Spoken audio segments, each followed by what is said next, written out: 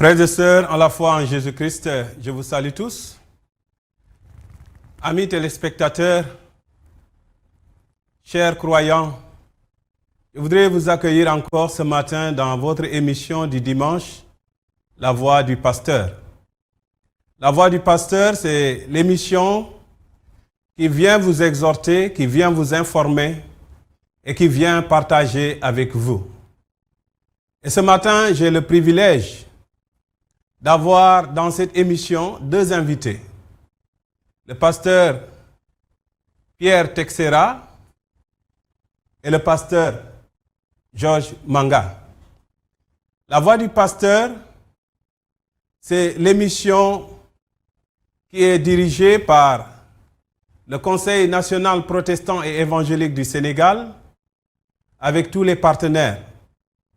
Je suis votre serviteur, le pasteur Pape Adjoumagning, de l'Église évangélique et protestante du Sénégal qui se trouve à Nord-Foire. Je voudrais, avant d'aller plus loin, saluer encore tous les frères et sœurs en la foi en Jésus-Christ, saluer les téléspectateurs, saluer tous les leaders de l'Église protestante et évangélique du Sénégal, les responsables de fédérations, de dénominations. Je vous salue tous dans le nom de Jésus. Je voudrais tout simplement saluer toute la communauté chrétienne du Sénégal qui ont célébré avant-hier, le jeudi, la fête de l'Ascension. Je voudrais aussi saluer nos parents, nos amis musulmans qui sont en train de célébrer aussi la Korité. Nous vous saluons et nous vous souhaitons bonne fête. La Voix du Pasteur, c'est l'émission qui vient vous présenter l'Évangile. Et nous aurons aujourd'hui un invité spécial sur ce plateau. En dehors du pasteur Pierre et du pasteur Georges, nous allons recevoir quelqu'un en direct dans cette émission. Je voudrais aussi saluer le comité exécutif du Conseil national protestant et évangélique du Sénégal et saluer le pasteur Mamadou Diop qui nous suit depuis chez lui, saluer le pasteur Nicodème Bies à Mbour, le pasteur Israël Da Silva à Ziguinchor, saluer tout le monde. Soyez bénis au nom de Jésus. Et avant de commencer cette émission, je voudrais dire que le pasteur Pierre Texera, c'est le pasteur de l'église baptiste Kerungam. Il est aussi missionnaire avec la mission baptiste brésilienne du Sénégal.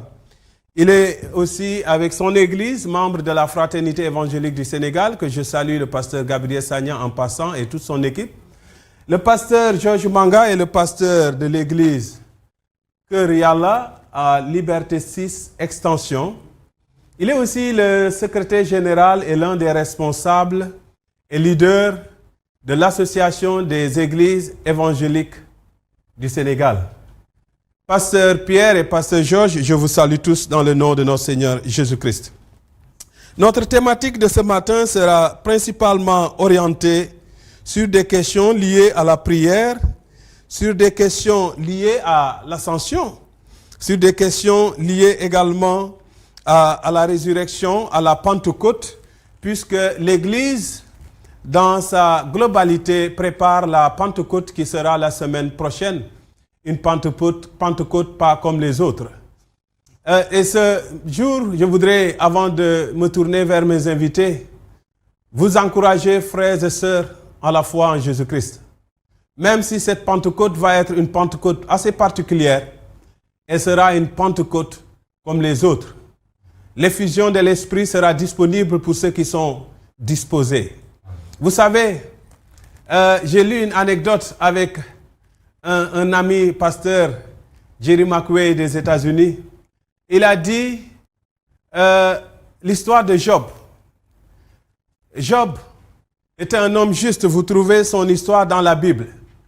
Il a dit, et quand les fils de Dieu se sont rassemblés, comme l'histoire le raconte, Satan aussi est allé à la présence de Dieu. Et Dieu a dit à Satan, d'où viens-tu? Satan l'a dit, je viens de la terre, je viens de me promener et de regarder la terre. Et Dieu l'a dit, as-tu vu mon serviteur Job? Oui, Satan a dit, je l'ai vu, mais ce n'est pas en vain. Il dit aussi, un jour, Satan est allé à la présence de Dieu. Et Dieu l'a dit, as-tu vu l'église de mon fils, des hommes et des femmes que Christ a rachetés sur la terre? Comment ils m'adorent, comment ils prient, comment ils me louent. Et puis, il semblerait que Satan a dit à Dieu, ce n'est pas en vain, permets seulement que je ferme les églises. Permets seulement que je les disperse. Dieu l'a dit, vas-y. Il a dispersé l'église avec le Covid-19. Il a fermé les églises. Après 2 jours, Satan était en train d'écouter. Et la louange sortait des voitures. La prière sortait des salons. L'adoration sortait des maisons. Il était envahi de partout. Il n'a pas pu résister. Dieu l'a dit, tu as vu, rien ne peut garder ni retenir mon église. L'église a été vivante dans la prière. Et c'est avec la prière que je voudrais commencer. Quand le Covid est venu, l'église a prié dans les maisons. L'église a prié dans les salons, dans les chambres, dans les voitures. Je voudrais demander au pasteur Pierre, après qu'il puisse saluer les téléspectateurs. Pasteur Pierre, quelle est l'importance de la prière dans la vie de l'Église et dans la vie d'un chrétien? D'ailleurs, juste, qu'est-ce que la prière? Merci, pasteur Adjumani. Je voudrais saluer tous les téléspectateurs qui nous suivent sur Africa 7 et notamment tout le corps du Christ rassemblé. Je voudrais remercier le Conseil national protestant évangélique du Sénégal pour cette invitation. Je voudrais remercier avant tout et par-dessus tout le Seigneur Jésus qui nous a fait la grâce pour cette émission. Il m'est venu à l'esprit cette semaine notre bien-aimé Feu Victor Diatta, dont le rêve était de voir un jour la communauté évangélique bénéficier d'un espace médiatique. Aujourd'hui, il est auprès du Seigneur, mais sur terre, son rêve est en train de se réaliser. Et nous voulons bénir le nom du Seigneur pour tout cela. La question est importante, pasteur Adjumani. Quelle est la place de la prière dans la vie chrétienne et dans la vie de l'Église locale? La moindre des choses que l'on puisse dire, c'est que en cette période difficile de malheur, personne ne peut se priver de prière. La prière est revenue au premier plan. Même en pleine crise économique, personne ne peut faire l'économie de la prière. Et l'Église également ne peut pas déroger à cet état de fait. Donc la prière reste importante. Nous avons besoin de prier dans ces moments difficiles. Mais comme le disait quelqu'un, pour savoir prier quand tout va mal, il faut savoir prier quand tout va bien. La prière est avant tout un style de vie. La prière est une relation avec Dieu. C'est le privilège qui nous est accordé de parler avec Dieu. Et dans cette période si difficile, toute l'Église de Jésus-Christ est à genoux pour implorer la grâce du Seigneur Jésus. Donc, dans cette période, la prière a plus que jamais une place prépondérante dans la vie de l'Église. Amen. Pasteur Pierre, la prière est un style de vie. Si la prière est un style de vie, j'allais vous demander la question suivante. Est-ce que dans la Bible, il y a des horaires de prière où on peut prier n'importe quand, n'importe où? Est-ce qu'il y a des horaires définis pour prier? La Bible nous demande de prier sans cesse. La Bible nous demande de prier en tout lieu, où que nous soyons, quel que soit le pays. La prière n'est pas enfermée dans une maison, dans un lieu. La prière n'est pas confinée dans une heure. Nous pouvons prier à tout moment, nous pouvons prier la journée, le matin, le midi, le soir, la nuit. La prière, est comme on le dit souvent dans le langage chrétien, la prière est la respiration du chrétien. Et donc, si elle est la respiration du chrétien, nous devons prier en tout temps, selon la recommandation de l'apôtre Paul dans les Saintes Écritures. Amen. Pasteur Georges, nous devons prier en tout temps. Nous ne pouvons pas nous faire l'économie de la prière, sont les paroles du pasteur Pierre Texera. J'allais dire Pierre-Emmanuel Armand Texera. Je viens à vous toujours dans la prière. Quand on a fermé les bâtiments d'église, les gens ont dit on a fermé l'église, mais on a vu la dynamique de l'église dans le jeûne et la prière. Est-ce que l'église attache tant d'importance à la prière parce que sans la prière, on ne peut pas aller vers Dieu? Ou bien vous pensez simplement que la solution du Covid-19, c'est la prière? Merci, pasteur Pape. Je voudrais juste au préalable, me joindre au pasteur Pierre pour vraiment rendre grâce au Seigneur pour cette opportunité qu'il nous a donnée. Alors, et en même temps aussi, comme pasteur Pape l'a déjà fait, souhaiter une bonne fête à toute la communauté musulmane du Sénégal. Et on sait que cette année, cette Korité, comme en tout cas toutes les autres activités, est assez spéciale.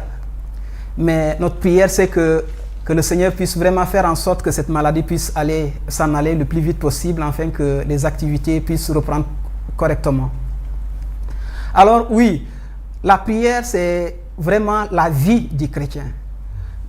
C'est vrai que lorsque la maladie est arrivée, que les églises ont été fermées, je crois que cette maladie Covid-19 au moins a révélé une partie très importante de l'église que nous avions longtemps négligée. C'est que l'église, ce sont les hommes. Avec la fermeture des églises et des lieux de culte, les hommes se sont, en tout cas, ils ont fait un retour en arrière pour regarder beaucoup plus les Écritures, pour essayer de revivre vraiment ce qui est l'Église. Et cela les a amenés à se regrouper en de petits groupes, à prier partout à la maison, partout où ils sont. Et cela, je pense, a donné beaucoup plus de dynamique à la prière. Je pense que la prière, surtout que nous sommes dans une situation comme celle-ci, je ne vais pas, en tout cas, je rappelle juste le constat que chacun de nous a, que le coronavirus a défié tous les systèmes du monde, ça a défié l'intelligence de l'homme, les systèmes du monde. Et je pense que lorsque nous ne savons plus qu'est-ce qu'il faut faire, la meilleure façon, c'est de retourner vers Dieu. Dans la mesure où Dieu est présent partout, alors nous pouvons prier partout. Dans la mesure où Dieu est esprit et il est présent partout, nous pouvons prier partout où nous sommes, n'importe quand, pour encore lui rappeler encore que c'est lui qui est Dieu, c'est lui qui tient le monde entre ses mains. Donc, revenir encore à Dieu, le retour à Dieu. Je pense qu'au moins, si le coronavirus a une leçon à nous donner en tant que chrétiens, c'est de nous ramener encore vers Dieu. Si le coronavirus a une leçon à nous donner, c'est de nous ramener encore vers Dieu. Ah, c'est une très belle phrase. Mais je voudrais demander au pasteur Georges, est-ce que vous pouvez donner juste aux téléspectateurs qui nous suivent, aux croyants qui sont devant leur petit écran et qui nous suivent, une définition simple, précise et claire de ce que c'est que la prière. Alors, pour moi, la définition la plus simple, c'est que prier, c'est parler à Dieu. Alors, parler à Dieu, c'est tout simplement faire sortir ce qui se trouve dans nos cœurs et notre cœur et présenter cela à Dieu. Cela fait que nous n'avons pas besoin certainement d'avoir une formule assez spécifique. Dieu est notre Père. Parlons-lui juste comme on parle à notre Père. Donc, prier, c'est parler tout simplement à Dieu. Prier, c'est parler tout simplement à Dieu.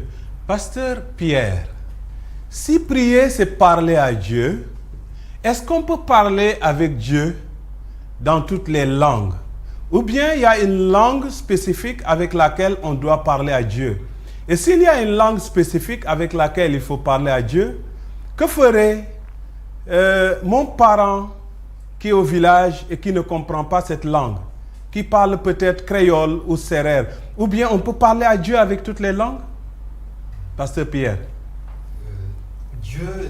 La Bible enseigne que Dieu veut le salut de tous les hommes. Et si Dieu veut le salut de tous les hommes, c'est qu'il veut quelque part s'adresser à tous les hommes. Et par conséquent, Dieu parle toutes les langues de tout homme, de toute culture, de toute ethnie. Dieu a parlé une fois pour toutes dans sa parole, la Bible, mais cette parole peut s'adresser à n'importe quel être humain, quelle que soit sa race, son sexe, son ethnie. Dieu a parlé une fois pour toutes. Dieu s'adresse à tous les hommes et Dieu veut parler à tout le monde. Donc Dieu écoute tout le monde. Donc on peut parler à Dieu avec toutes les langues. Amen. Frères et sœurs, amis téléspectateurs, je voudrais vous rappeler que vous êtes en train de suivre l'émission La Voix du Pasteur. Et cette émission aujourd'hui, nous avons comme invité le pasteur Pierre Armand Texera et le pasteur Georges Manga, et nous venons de parler de la prière. Mais je ne voudrais pas quitter le sujet de la prière sans pour autant parler aussi du jeûne. Quelle est l'importance du jeûne dans cette prière? Le jeûne est étroitement lié à la prière.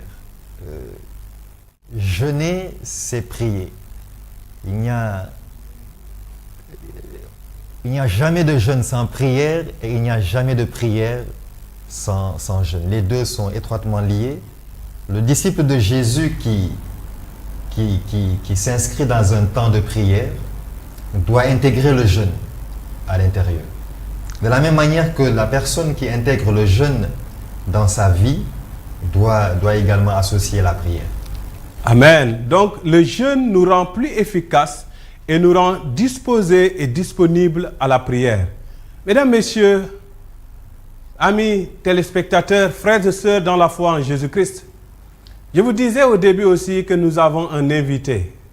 Et cet invité n'est personne d'autre que notre bien-aimé, un aîné dans la foi, un aîné dans le ministère, le pasteur Eloi Doc, qui est missionnaire avec la mission Capro au Nigeria. Et je voudrais dire au pasteur, sois le bienvenu. Pasteur Eloi, bonjour ou bon après-midi. Oui, bonjour. Nous sommes déjà dans l'après-midi ici. Je suis très heureux et honoré de pouvoir prendre part à cette émission. Je salue, n'est-ce pas, mes confrères qui sont sur le plateau, le pasteur Georges et le pasteur Pierre. Ça fait déjà un bout de temps qu'on ne s'est pas vu, et notamment le pasteur Pape qui, n'est-ce pas, anime cette émission. Je dis bonjour à tout le monde, à nos amis, n'est-ce pas, auditrices et auditeurs, mais aussi ceux qui nous suivent en direct. Et saluer aussi, n'est-ce pas, les autorités d'Africa 7 TV qui nous ont permis d'avoir cette opportunité de prendre part à cette émission. Voilà, merci beaucoup et je vous salue à partir de Lagos. Vous avez les salutations de toute la communauté ici. Pasteur Eloi, avant de vous laisser, je voudrais lire un verset de la Bible qui parle de la prière. Et nous sommes en train de parler de la prière. Ça se trouve dans 2 Chroniques. Et que juste vous nous dites l'importance de la prière dans la vie du chrétien, dans la vie de l'Église en général.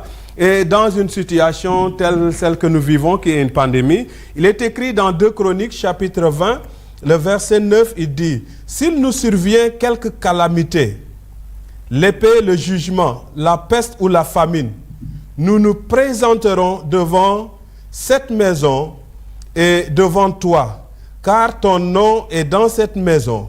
Nous crions à toi du sein de notre détresse, et tu exauceras et tu sauveras. » Ici, il parle de la maison de Dieu. Mais comme je disais, la prière sort des maisons, la prière sort des voitures. Nous savons que Dieu nous recommande ici, s'il y a une calamité, s'il y a une épidémie, une peste, nous prions. Qu'est-ce que vous dites par rapport à la prière et à son importance? Je pense que mes prédécesseurs l'ont déjà dit, la prière c'est l'oxygène, voilà, du chrétien, du croyant. C'est comme enlever le poisson de son milieu naturel. Il meurt. Si nous disons que Dieu est notre Père et que nous ne puissions pas avoir une communion avec lui, alors je me demande quel type de relation nous avons réellement. Le pasteur Georges, tout comme le pasteur Pierre l'ont dit tantôt, la prière c'est dialoguer, c'est à deux sens. Je parle et Dieu m'écoute, et Dieu parle et je l'écoute. N'est-ce pas? Donc, prier, n'est-ce pas, c'est simplement d'exprimer ce qu'on a sur le cœur par rapport à une quelconque situation, et particulièrement par rapport à ce que vous disiez dans 2 Chroniques 7-14. Nous vivons une pandémie, quelque chose d'extraordinaire que jamais on a connu. En tout cas, de toute ma vie, je n'ai jamais vu une situation pareille.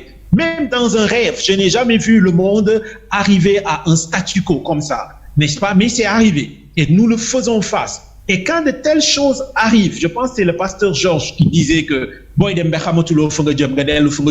n'est-ce pas? Quand on ne sait plus où aller, il faut s'arrêter et retourner, n'est-ce pas, en arrière. Donc là, nous sommes arrivés à un carrefour où Dieu nous interpelle à revenir vers lui. Si notre pays est frappé de quelque calamité que ça soit naturel ou spirituel, et que nous, qui sommes appelés par son nom, nous nous humilions, nous cherchions sa face et que nous le prions. La Bible nous dit, Dieu lui-même, du haut des cieux, nous écoute, nous exaucera et guérira notre nation. Vous savez que nos nations sont malades, et de beaucoup de choses d'ailleurs. Entre autres, le Covid-19, mais c'est très récent. Mais nos nations sont malades de beaucoup de choses, de la corruption, voilà, de beaucoup de choses. Et si nous qui sommes appelés par le nom de Dieu, nous nous humilions, c'est-à-dire nous reconnaissions nos erreurs, nous reconnaissions humblement nos fautes, nous reconnaissions notre péché et que nous demandions à Dieu de nous pardonner tout en prenant la résolution de ne plus refaire la même chose pour laquelle nous avons subi, n'est-ce pas, à cette conséquence. Alors Dieu, voyant notre cœur repentant, nous guérira, nous pardonnera et guérira notre pays. Donc prier, c'est vraiment communiquer avec Dieu, c'est dialoguer avec Dieu, c'est s'entretenir avec Dieu. Et ces prières-là nourrissent notre foi et la ragaillardit chaque jour parce que nous venons vers celui-là dont nous sommes sortis, Dieu lui-même. Merci, pasteur. Merci beaucoup, pasteur Éloi. Je vous demande de garder la ligne. Je reviens le temps que je reviens à l'antenne et je reviens à mes invités. Le pasteur Georges, le pasteur Éloi était en train de dire, nous qui sommes fils de Dieu, nous qui sommes, il a beaucoup utilisé le nous, et je crois que ce nous, c'est nous qui sommes enfants de Dieu. Et le Seigneur dit, ce que vous demanderez en mon nom, je le ferai. Je voudrais, avant de clôturer avec cette prière, te demander, je sais que la Bible dit que nous sommes sel et lumière, mais qu'est-ce que vous pouvez donner comme recommandation aux chrétiens qui nous suivent? Il dit, si nous nous repentons, c'est-à-dire l'Église, qui n'est pas un bâtiment, mais des croyants, a une responsabilité. Qu'est-ce que vous pouvez dire aux chrétiens en ce moment? Qu'ils sachent qu'ils ont une responsabilité pour la guérison de la terre par la prière, mais aussi par la confession, par la sanctification, ainsi de suite. Pasteur Georges.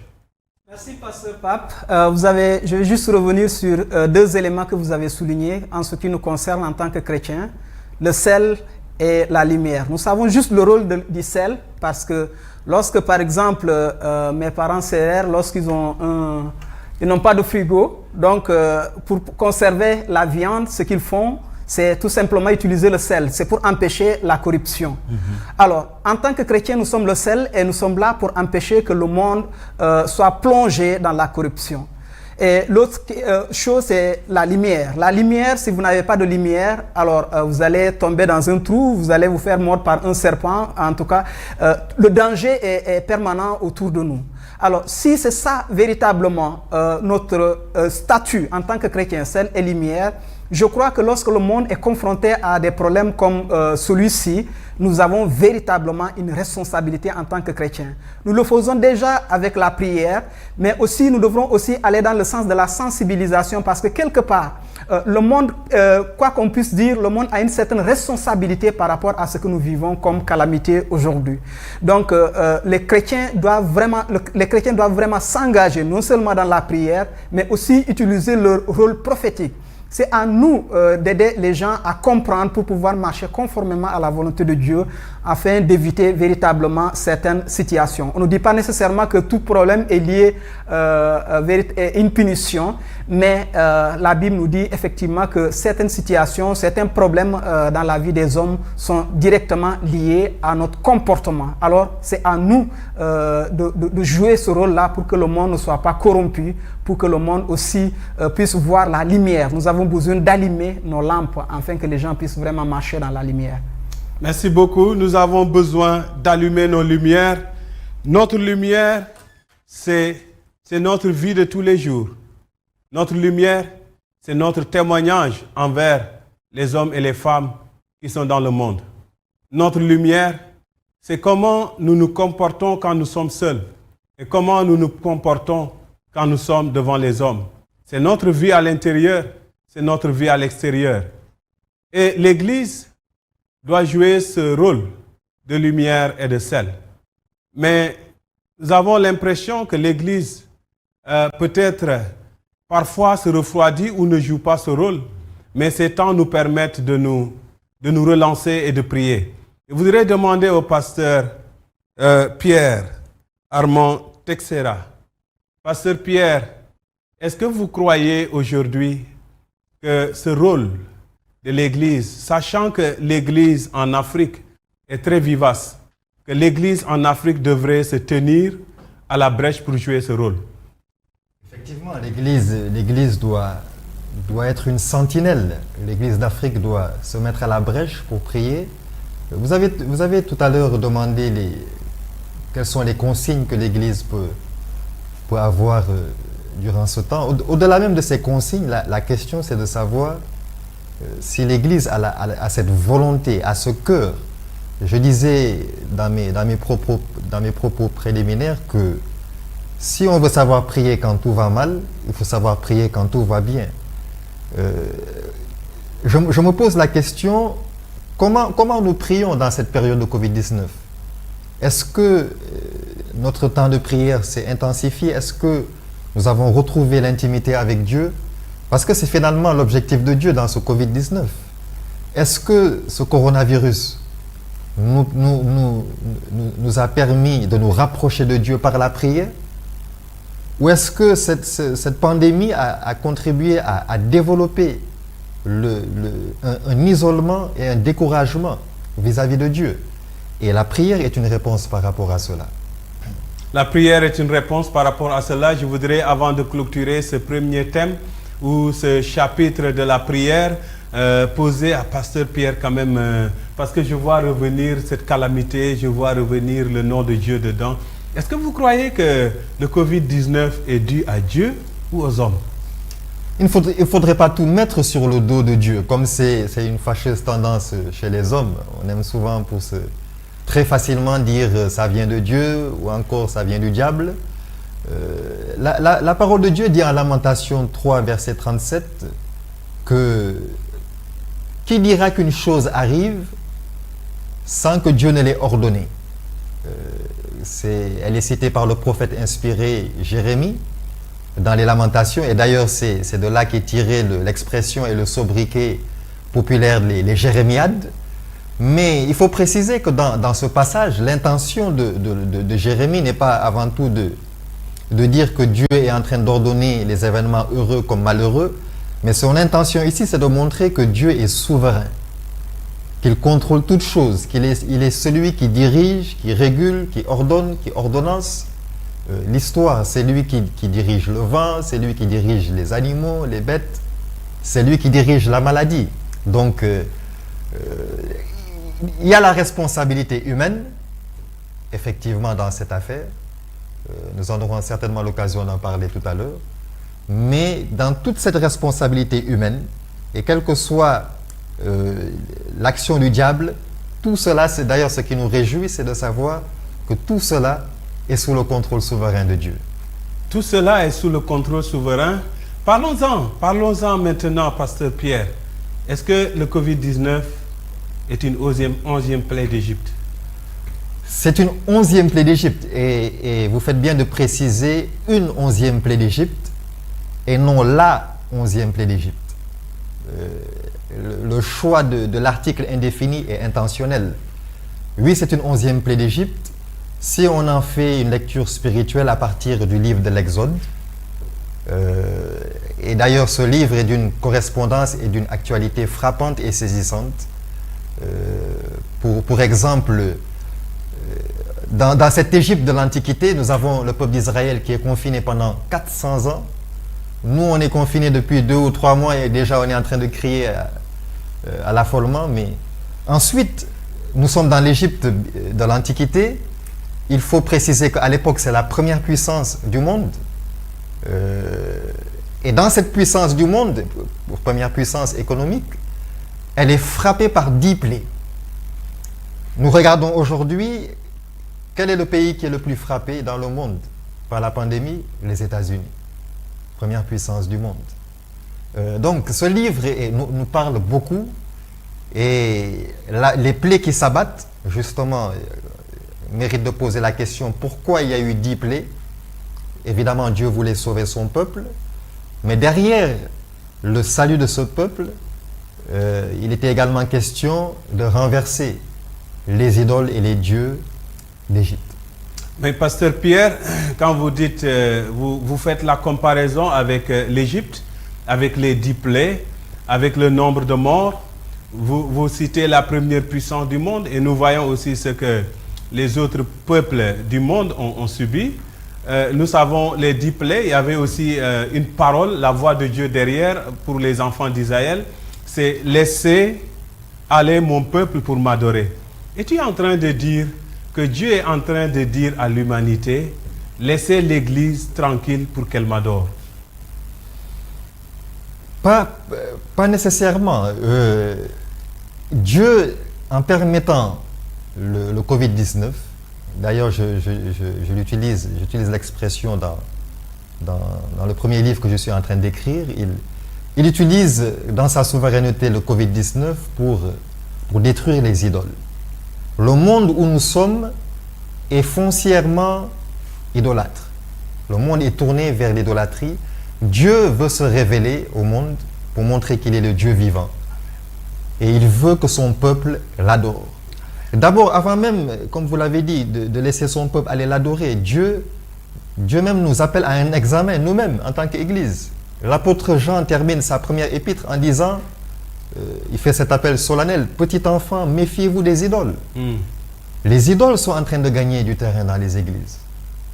Et donc Dieu veut détruire ces idoles pour nous ramener vers lui. Amen. Dieu veut détruire ces idoles pour ramener l'adoration et la prière vers Dieu. Avant d'aller au pasteur Éloi, je voudrais poser une question au pasteur Georges et avoir le pasteur Éloi également à l'antenne. Pasteur Georges, est-ce que le Covid-19, c'est la fin des temps? Nous voyons beaucoup de commentaires. Le Covid-19, c'est la fin des temps. L'Antichrist vient bientôt. Est-ce que tu penses que c'est la fin des temps?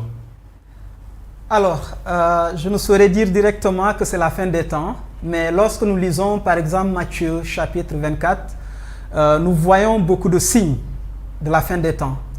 Si ce n'est pas la fin des temps, c'est au moins un des signes de la fin des temps.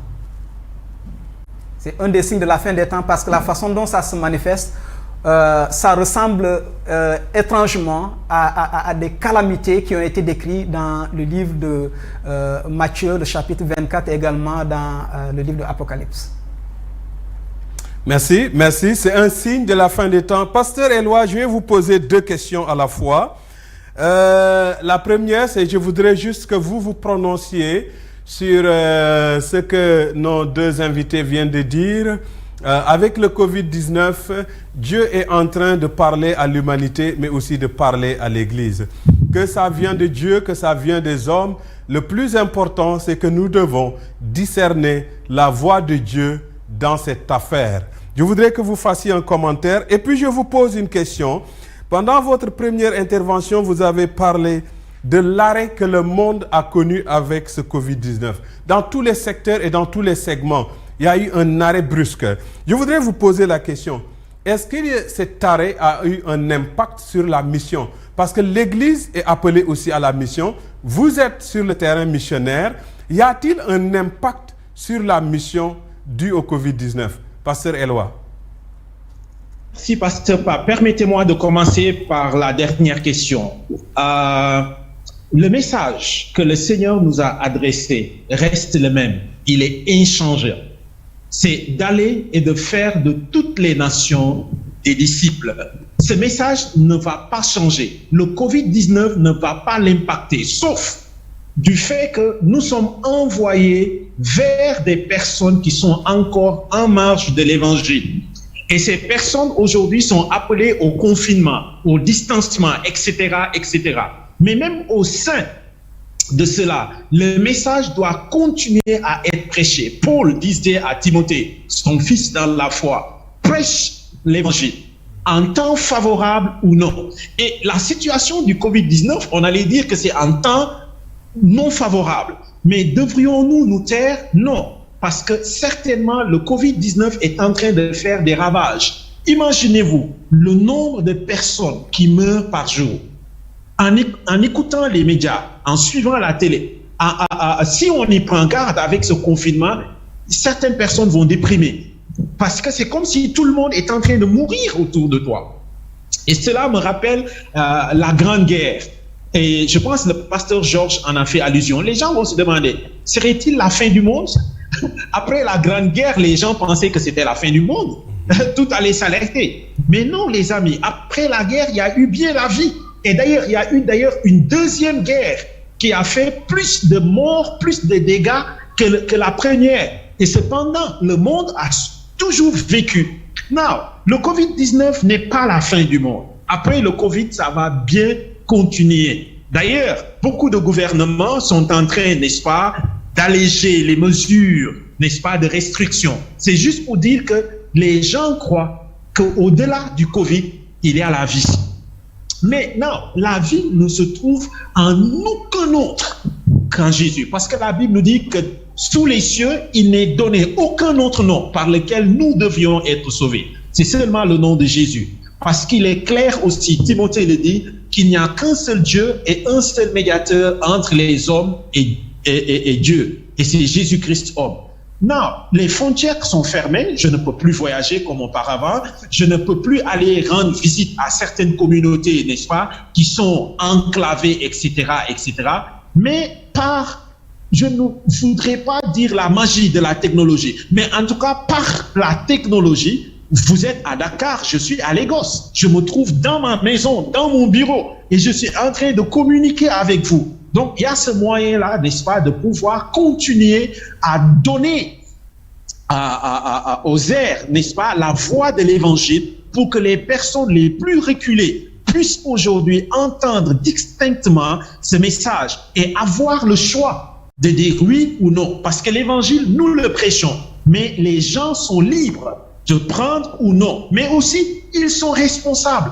Parce que personne ne pourra se présenter devant Dieu sous le seul prétexte que j'ai pas eu quelqu'un qui est venu jusqu'à moi. Donc, d'une certaine mesure, oui, le Covid a freiné l'élan dans le sens que nous ne pouvons pas voyager, mais encore une fois, ça ouvre une autre opportunité. Parce que jusqu'ici, peut-être, on n'avait pas trop misé, n'est-ce pas, sur les nouvelles technologies de la communication, les NTIC, etc.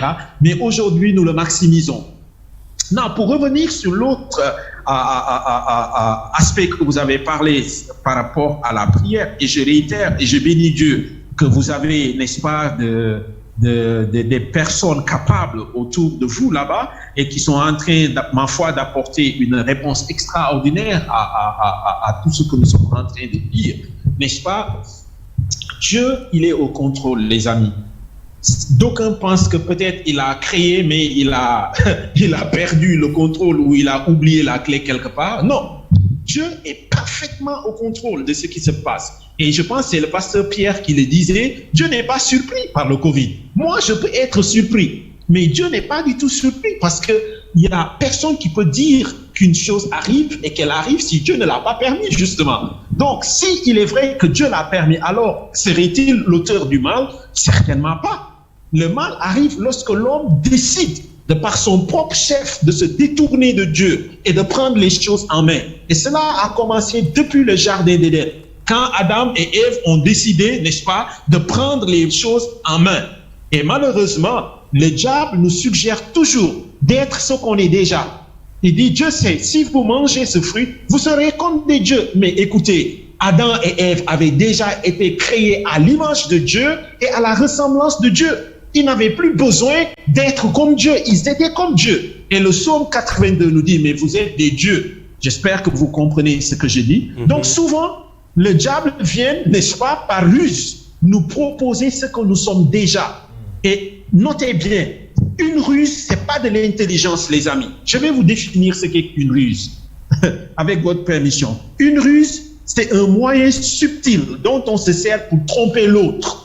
Mais ça, c'est pas de l'intelligence, les amis.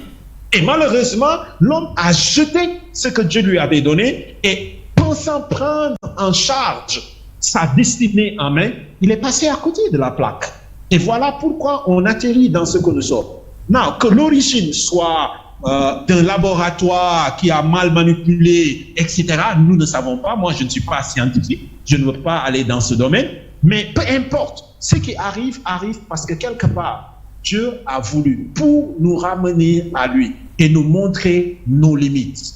Nos scientifiques, nos laborantins, nos gouvernants, nos dirigeants, tout le monde est arrivé à reconnaître aujourd'hui. Merci, pasteur. Avant de vous laisser et de faire, je vais faire à partir de vous un dernier tour de table avant de prendre une pause musicale. Je voudrais juste vous demander en 40 secondes de donner, vous avez dit Dieu est au contrôle.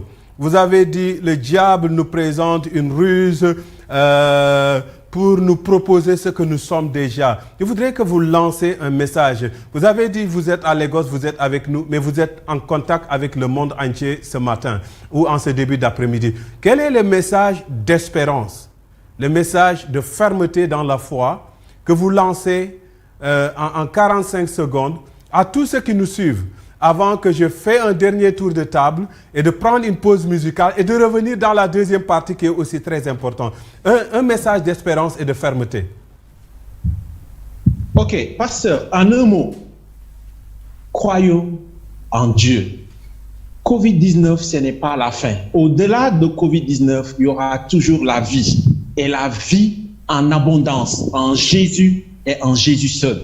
Donc, ne perdons pas espoir. Ce qui est devant nous n'est qu'une parenthèse et bientôt ça va passer. La vague va bientôt passer et la vie reprendra. Mais ma prière est que nous puissions la reprendre avec Dieu en Jésus-Christ.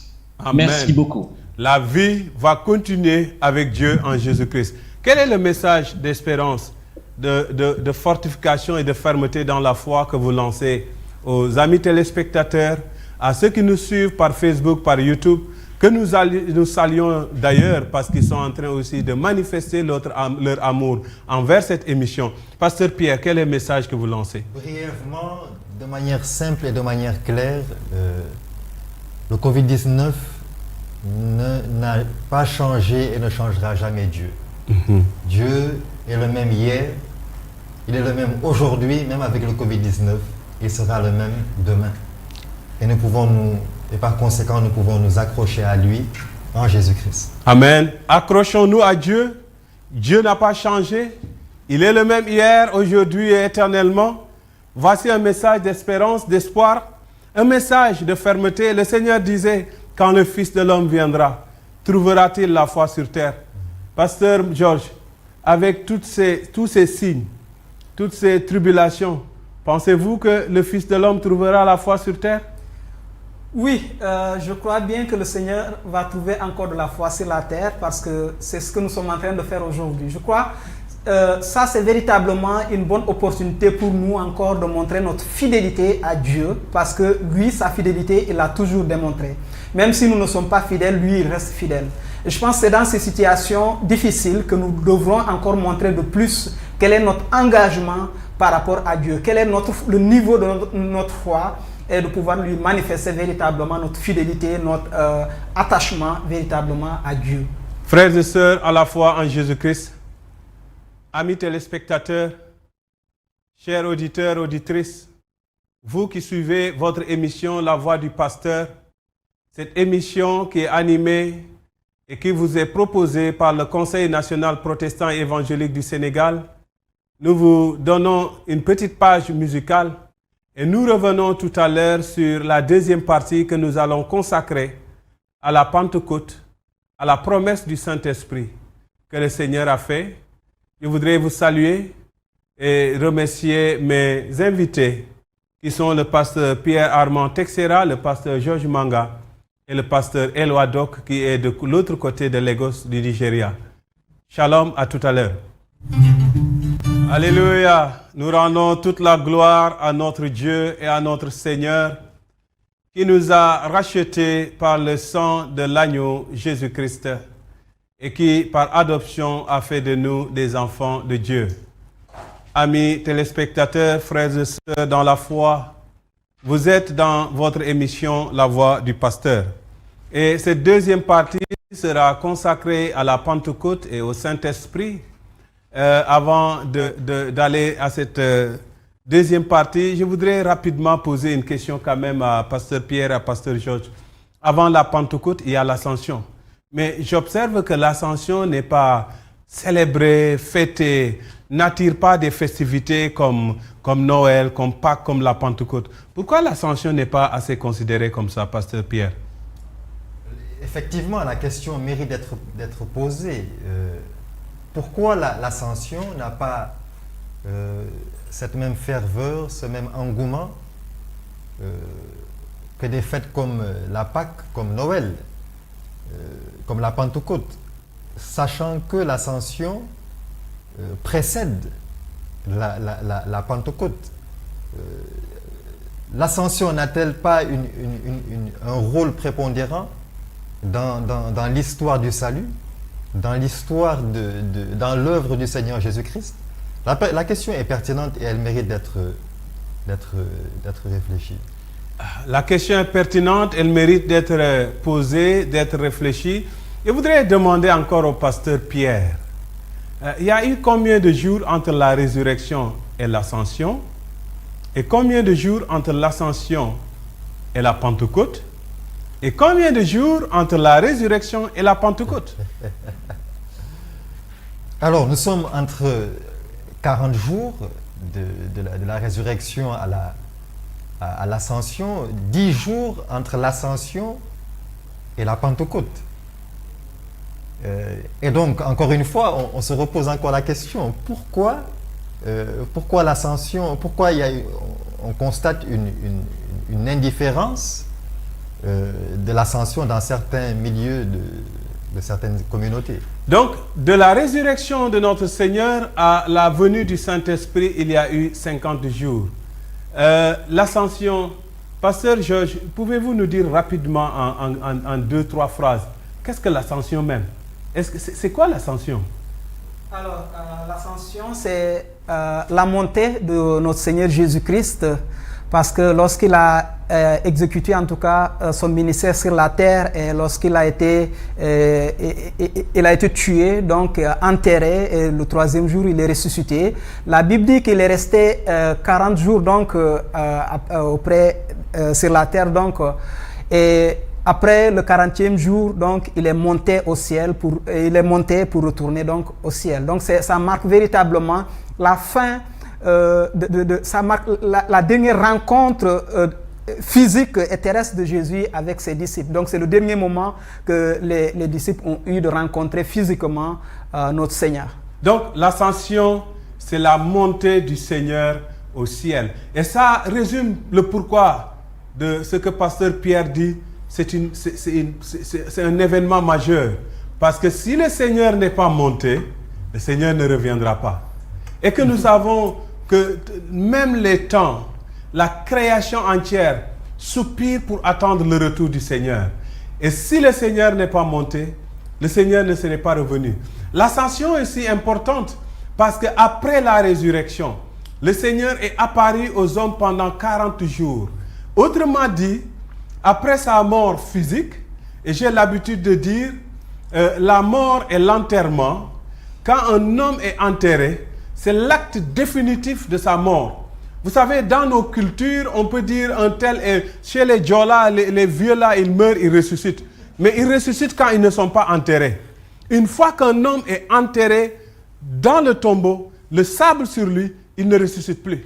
La seule personne qu'on a enterrée et qui est ressuscitée, c'est Jésus-Christ.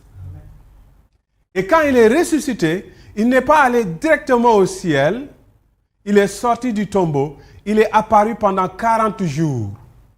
Il a fortifié les disciples, il les a instruits, il a eu les derniers contacts physiques terrestres avec eux avant de monter au ciel. Et la Bible dit, quand il montait au ciel, l'ange a dit aux apôtres, qui est-ce que vous regardez? De la même façon que vous le voyez aller au ciel, de la même façon vous le verrez revenir. Mais avant de partir, il a fait une promesse. Je vais lire une partie de cette promesse très rapidement. Il dit, que votre cœur ne se trouble point. Croyez en Dieu et croyez en moi. Il y a plusieurs demeures dans la maison de mon Père. Si cela n'était pas, je vous l'aurais dit. Je vais vous préparer une place. Et lorsque je m'en serai allé et que je vous aurai préparé une place, je reviendrai et je vous prendrai avec moi, afin que là où je suis, vous y soyez aussi. Verset 15. Si vous m'aimez, gardez mes commandements. Et moi je prierai le Père, qu'il vous donnera un autre consolateur, afin qu'il demeure éternellement avec vous. L'Esprit de vérité, que le monde ne peut recevoir, parce qu'il ne le voit point et ne le connaît point. Mais vous le connaissez car il demeure en vous, il sera en vous. Pasteur Pierre, qui est le Saint-Esprit? Le Saint-Esprit, c'est l'Esprit de Dieu. Le Saint-Esprit est de la même nature que Dieu et le Saint-Esprit est une promesse du Seigneur Jésus-Christ. Dieu, dans son omnipotence, est venu il y a 2000 ans de cela sur terre, physiquement en la personne de Jésus-Christ. L'apôtre Jean nous dit que la parole, au commencement était la parole était avec Dieu, et la parole était Dieu, et dans son développement au verset 14, il dit que et la parole a été faite chair, elle a habité parmi nous, et nous l'avons contemplé. Mais ensuite, Dieu va revenir sur terre par le Saint-Esprit, par le miracle du Saint-Esprit. Alors Dieu est venu une fois sur terre physiquement. Aujourd'hui, Dieu habite dans le cœur des hommes spirituellement par le Saint-Esprit. Dieu habite dans le cœur des hommes par le Saint-Esprit. Pasteur Georges, comment savoir que la promesse que Jésus a faite en disant « Je m'en vais et je vous enverrai un autre consolateur », qu'est-ce qui nous permet de savoir que cet autre consolateur, c'est le Saint-Esprit? Merci, Pasteur Pape. Et je pense que ça, c'est l'aspect important ici, parce qu'on peut dire beaucoup de choses par rapport au Saint-Esprit, mais ce que nous retenons, effectivement, ce que je pourrais ajouter par rapport à la réponse de Pasteur Pierre, c'est ce rôle-là ici, parce que le texte que nous avons lu met beaucoup plus en exergue le côté consolateur du Saint-Esprit. Alors, Jésus devrait quitter la terre, donc il devrait quitter les disciples, il devrait les quitter physiquement. Et il était déjà en train de les préparer, parce que peut-être s'ils avaient compris ce qu'il les avait déjà dit ailleurs, donc par rapport à son départ, qu'il devrait quitter, qu'il devrait mourir, qu'il devrait s'en aller, alors peut-être qu'ils étaient déjà en train de se poser la question, mais si le Seigneur s'en va, qu'est-ce qu'on va faire? Et Jésus était déjà bien conscient de cette situation et il savait que pour continuer le ministère qu'il a confié à l'Église, il fallait la présence du Saint-Esprit. Et il est là, il était celui dont il est question ici, le Consolateur. Le texte que nous avons lu a donné véritablement la réponse. C'est véritablement, il dit, en parlant de l'Esprit, il dit l'Esprit de la vérité. En parlant du Consolateur, au verset 17, il dit l'Esprit de la vérité que le monde ne peut pas voir, parce qu'il ne le voit point et ne le connaît point, mais vous le connaissez, car il demeure avec vous et il sera en vous.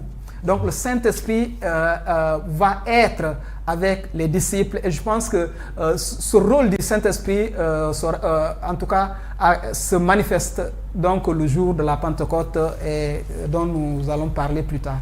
Mais, pasteur, dans le même texte, Jésus dit aux apôtres, le Saint-Esprit vous enseignera, il vous parlera. Mais comment le Saint-Esprit parle? Alors, c'est assez intéressant de voir ces aspects en parlant. Il va nous enseigner, il va nous parler.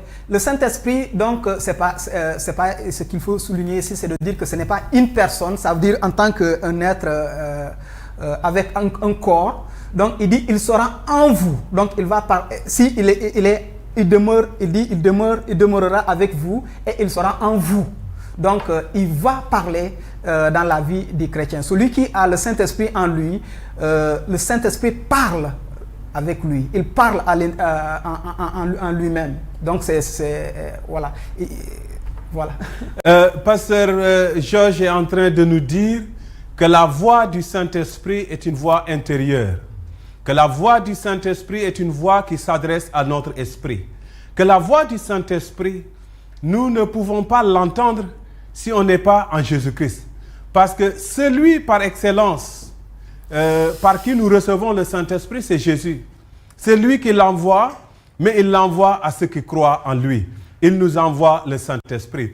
Avant d'aller au pasteur Éloi Doc sur ce même sujet, je voudrais poser la question au pasteur Pierre Armand Texera.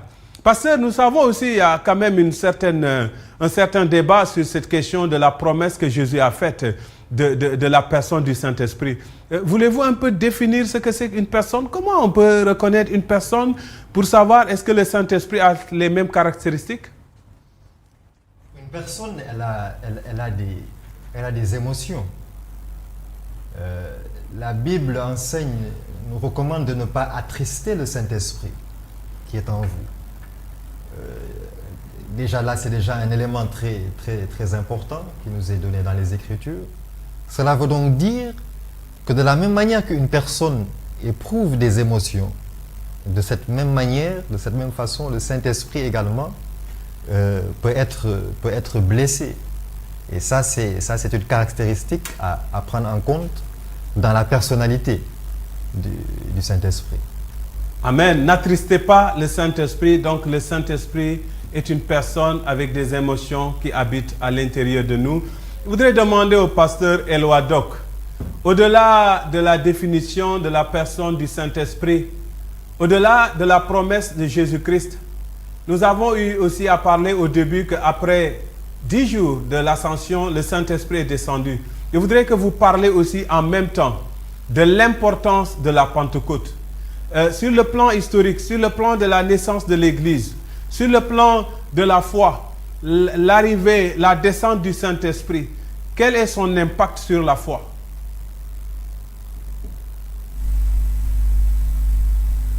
Le pasteur Éloi? Je dis merci beaucoup encore au pasteur Pape et je bénis Dieu pour, n'est-ce pas, les réponses apportées par le pasteur Georges, tout comme le pasteur Pierre. Quand on parle d'une personne, on parle de quelqu'un ou de quelqu'une, n'est-ce pas, qui a une personnalité, qui a des caractéristiques, il vit, il respire, il réfléchit, il a des émotions, il a, n'est-ce pas, une volonté. Donc ça, ce sont des caractéristiques de base. Et le Seigneur Jésus, préparant, n'est-ce pas, sa sortie, disait déjà aux disciples depuis Jean 14, n'est-ce pas, que leur cœur ne se trouble point, qu'ils croient en Dieu et qu'ils croient en lui. Et je pense que c'est le pasteur Pierre qui l'a cité, qu'il s'en va ou s'en irait chez son Père, où il va nous préparer une place, et quand il aura fini, il reviendra nous prendre. Mais dans Actes au chapitre 1, le verset 8, Jésus dit à ses disciples, après, n'est-ce pas, de ne pas s'éloigner de Jérusalem, mais de rester jusqu'à ce qu'ils soient revêtus de la puissance d'en haut, qu'ils reçoivent la promesse que le Père les a faite. Et cette promesse, c'était le Saint-Esprit, n'est-ce pas, qui allait venir continuer, n'est-ce pas, ce que le Seigneur Jésus lui-même avait commencé et qu'il a terminé de par sa résurrection. Et alors qu'il s'en va le jour de l'ascension, Christ monte au ciel, les disciples restent là en train de contempler cette scène extraordinaire. Et du coup, ils voient deux êtres qui viennent du ciel, qui sont des anges vêtus de blanc, et qui leur dit, Galiléens, pourquoi restez-vous là, regardant le ciel? Ce même Jésus que vous avez vu partir reviendra de la même manière. Mais les disciples partaient, avaient peur, n'est-ce pas, du Sanhédrin, avaient peur du collège, n'est-ce pas, des dirigeants de l'époque. Ils s'en vont s'enfermer et prier, cherchant la face de Dieu. 10 jours plus tard, ce que le Père avait promis allait se réaliser. Dans Actes chapitre 2, à partir du verset 1 jusqu'au verset 4, la Bible nous dit, tous ensemble, ils étaient là dans la prière, hommes et femmes. Ils étaient au nombre de 120. Et du coup, ils ont entendu un grand bruit et le Saint-Esprit est descendu sous une forme visible. Des langues de feu se détachèrent les unes des autres et se posèrent sur la tête de chacun d'eux. Il n'y avait pas une exception. Hommes et femmes, tous furent remplis du Saint-Esprit et se mirent à parler en d'autres langues. Et ce qui s'est passé était tellement extraordinaire que la foule qui était venue adorer à Jérusalem, parce que n'oublions pas, le jour de la Pentecôte, c'était la fête de la moisson. Les Israélites venaient de partout, n'est-ce pas? Et les gens venaient adorer Dieu. Et la Bible nous dit, ce jour-là, il y avait les Arabes, il y avait les Crétois, il y avait les Libyens, il y avait des Africains qui étaient là, il y avait l'eunuque d'ailleurs de l'Éthiopie qui était là. Donc tout le monde venait en pèlerinage à Jérusalem pour, n'est-ce pas, manifester sa gratitude à Dieu et, n'est-ce pas, fêter cette grande fête qui durait plusieurs jours. Et c'était au cœur de cet événement que Dieu, n'est-ce pas, allait faire deux choses. Envoyer le Saint-Esprit pour accomplir la promesse du Christ et aussi montrer que Jésus avait été approuvé, glorifié.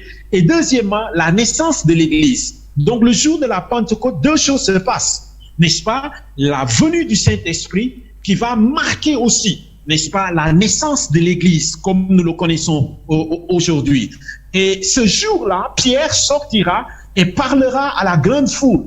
Et la Bible nous dit que ce jour-là, après la prédication de Pierre, 3000 âmes se sont ajoutées à l'Église. Et à partir de là, n'est-ce pas, à Jérusalem et un peu partout plus tard, avec la persécution, le peuple de Dieu irait partout, jusqu'au Sénégal, jusque partout où nous sommes. L'évangile allait être répandu. Parce que Jésus les avait dit, lorsque vous recevrez le Saint-Esprit, vous serez mes témoins à Jérusalem, en Judée, en Samarie et jusqu'aux extrémités de la terre. Donc la Pentecôte a une double importance pour nous. La venue du Saint-Esprit, mais aussi la naissance de l'Église.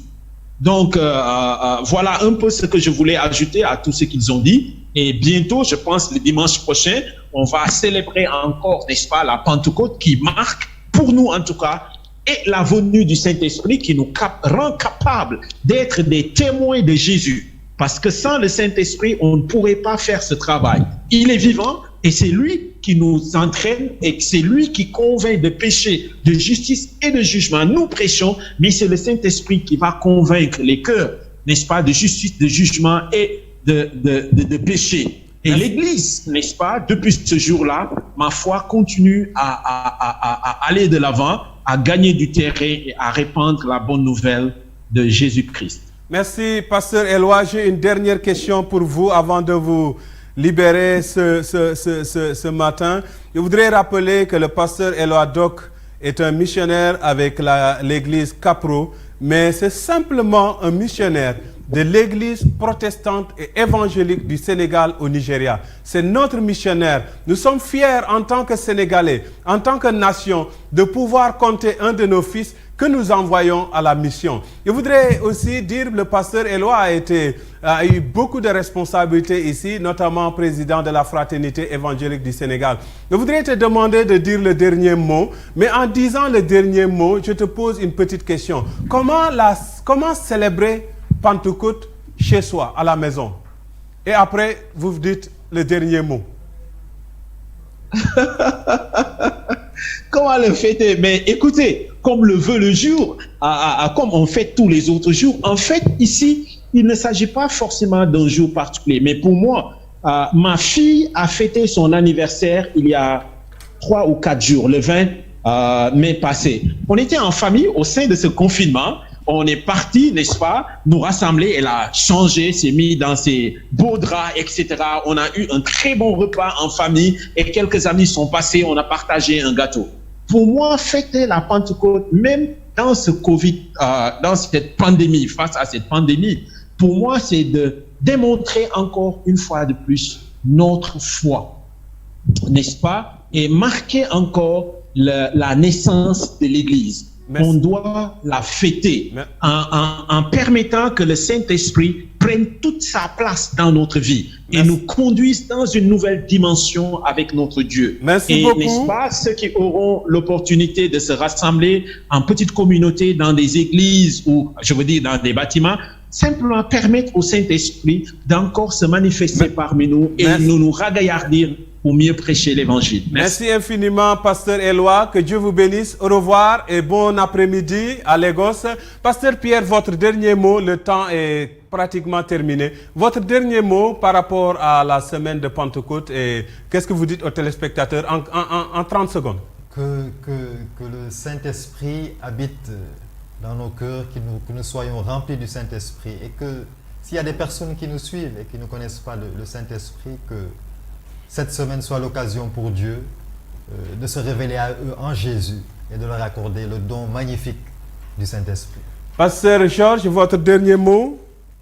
Alors, je pense que comme je l'avais dit au départ, donc coronavirus nous a permis de savoir, de revenir un peu sur la vraie définition de l'Église. Et si la Pentecôte est considérée comme la naissance de l'Église, je pense que le coronavirus ne peut pas nous empêcher, en tout cas, de célébrer cela. Le Saint-Esprit est présent partout.